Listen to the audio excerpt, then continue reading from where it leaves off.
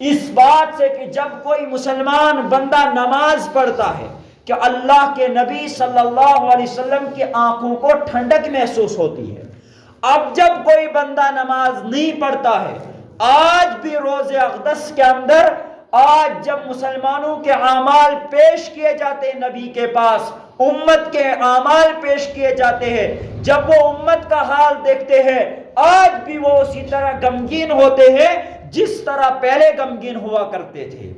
حضرت اقدس مفتی نذیر احمد قاسمی صاحب، شیخ الحدیث دارالعلوم رحیمیہ بانڈی پورہ کشمیر، وہ رہنے والے ڈسٹرکٹ کشتواڑ کے ہیں، بونجوا علاقے سے تعلق رکھنے والے۔ انہوں نے پچھلی بار ایک نوجوان کا خواب سنایا کہ ایک نوجوان کو جناب نبی اکرم صلی اللہ علیہ وسلم کے خواب میں زیارت ہوئی، تو آپ نے جناب نبی اکرم صلی اللہ علیہ وسلم کے سینے کو زخمی دیکھا، تو اس نوجوان نے بے ساختہ بولا، یا رسول اللہ صلی اللہ علیہ وسلم، آپ اتنے مایوس ہیں اور آپ کا سینہ زخمی ہے، آخر کیوں؟ تو اس پر جناب نبی اکرم صلی اللہ علیہ وسلم نے ارشاد فرمایا کہ کشمیری نوجوان بچیوں اور بچوں نے میرے سینے کو زخمی کر دیا۔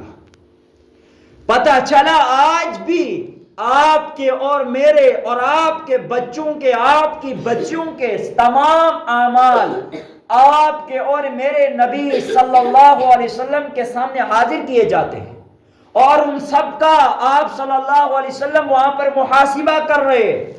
آپ کل قیامت کے دن ہوں گے، میں بھی ہوں گا، جناب نبی اکرم صلی اللہ علیہ وسلم بھی ہوں گے، جناب نبی اکرم صلی اللہ علیہ وسلم کا ہاتھ ہوگا، ہمارا گریبان ہوگا، اور ہم سے سوال کیا جائے گا، کہا جائے گا کیا میں نے تم تک دین نہیں پہنچایا؟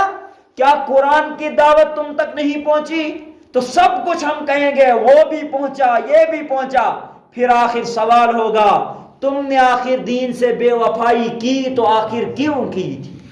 تم نے نماز کو چھوڑا تو کیوں چھوڑا؟ تم نے رسم و رواج کو کیوں نہیں چھوڑا؟ تم نے رسم و رواج کو ترجیح کیوں دی تھی؟ تم نے میرے دین کے خلاف سازشیں کیوں کی؟ تمہارا بچہ نماز نہیں پڑھتا تھا، تم نے اسے کیوں نہیں بولا؟ تمہارا بھائی نماز نہیں پڑھتا، تم نے اسے دعوت کیوں نہیں دی؟ تمہارا گاؤں کا کوئی فرد نماز نہیں پڑھتا، اسے دعوت کیوں نہیں دی؟